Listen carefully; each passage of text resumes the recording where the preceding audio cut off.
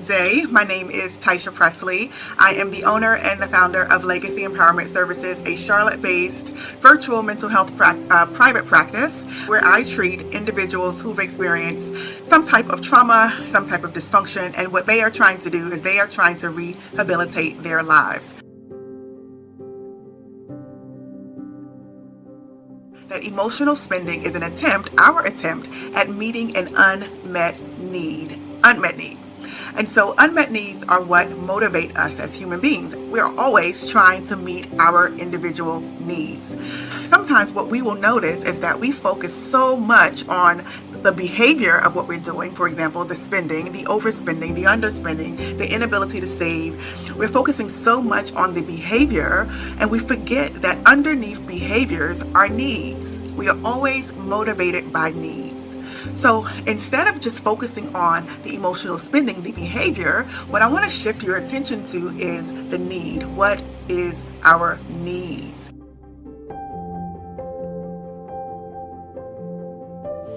So in order to understand that, we have to understand that we are always being conditioned. We are always learning as human beings. We start this learning very early on. As a matter of fact, you actually start learning in your mother's womb. So we are always learning and developing, and we are always being conditioned to believe a certain thing. We are always being conditioned to get our needs met. Let's understand that, okay?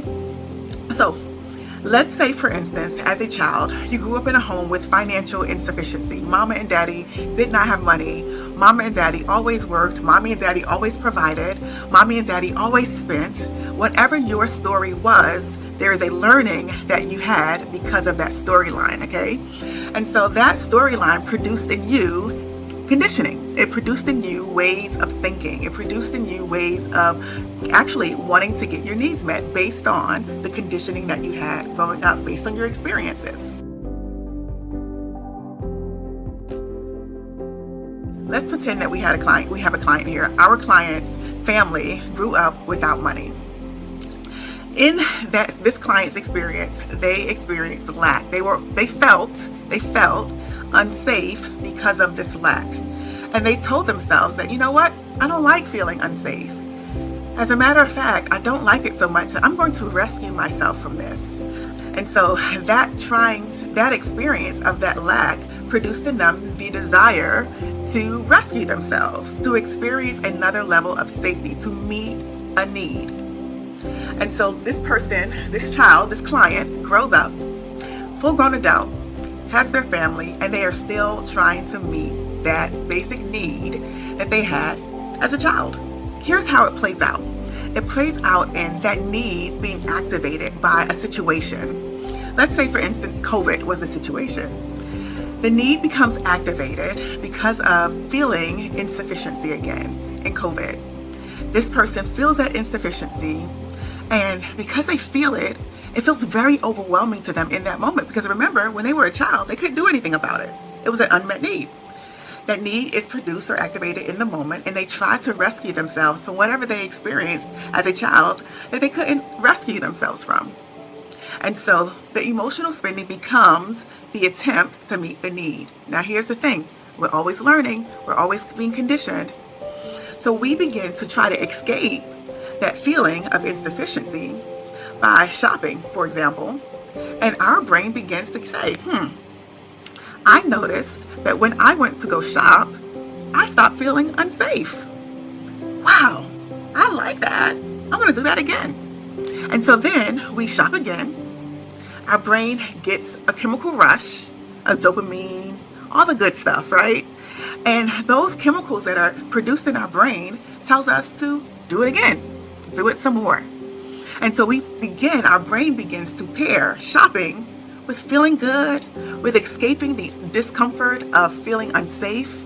So our brain says, that's just going to be our thing. Shopping is going to be our thing.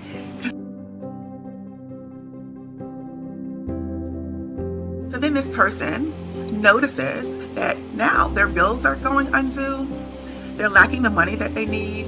Their lifestyle is inconsistent with their values. Because of the patterns that they're noticing in their life, this person is also feeling unfulfilled. They're actually feeling resentment because maybe they're arguing now with their spouse They're not able to send their children to the school that they want to send them to because of their shopping, because of the results or the consequences that are being produced in their lives. And so that now we have a contradiction. We have a contradiction between what we desire from a values perspective and what we are producing because of our behaviors, because of the behaviors that are trying to meet our needs.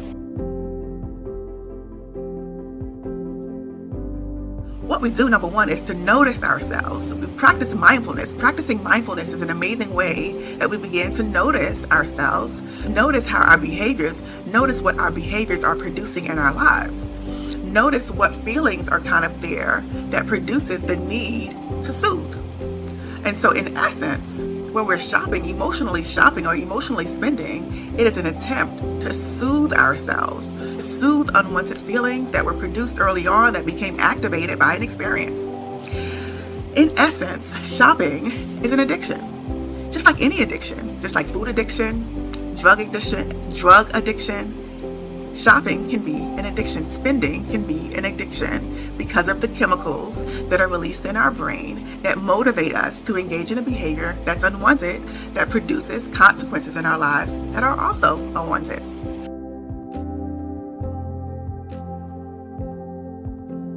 So the key to curing shopping addiction or spending addiction, emotional spending, is to deal with the unmet need, to identify what need is being unmet and how do I feel this need or even avoid in a way that is actually value consistent in my life.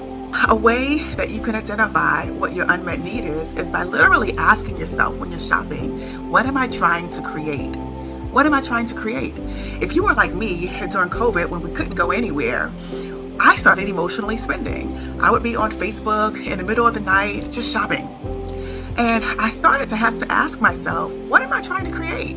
What I noticed even in myself was the fact that I was shopping out of hope. I couldn't go anywhere. So I was shopping with the thought of, when I get out of this COVID, I'll be able to go somewhere and I'll be able to wear this. I was trying to create something for myself. I was trying to create an illusion because of the experience that I was having that was so overwhelming. So you have to ask yourself, what are you trying to create? What are you trying to rescue yourself from? What would feel so much better if my situation was different? So in identifying those unmet needs, what you might know is that it points to your emotional self. It points to what emotions are most present in my life and how do I manage my emotional health? You might notice that you might struggle with feeling overwhelmed often. And so dealing with emotional spending, curing emotional spending becomes about managing emotional health. When you feel overwhelmed, how do you tolerate distress? Do you deep breathe? Do you use imagination? Do you count to 10? Do you go for a walk? Do you go for a run? Do you find someone that you can trust? Do you find accountability? Do you connect with someone emotionally? Those are amazing ways to help you to regulate. And that is the key to helping yourself manage in the moment when you're trying to find that safety.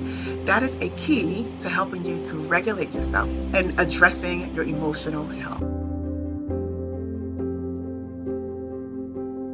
I'm hoping that what I shared helped you to identify what emotional spending is, how do you notice it, and how do you manage it. Really, emotional spending is all about meeting unmet needs, and the way that you manage it is by addressing your needs, managing your emotions, and connecting with others.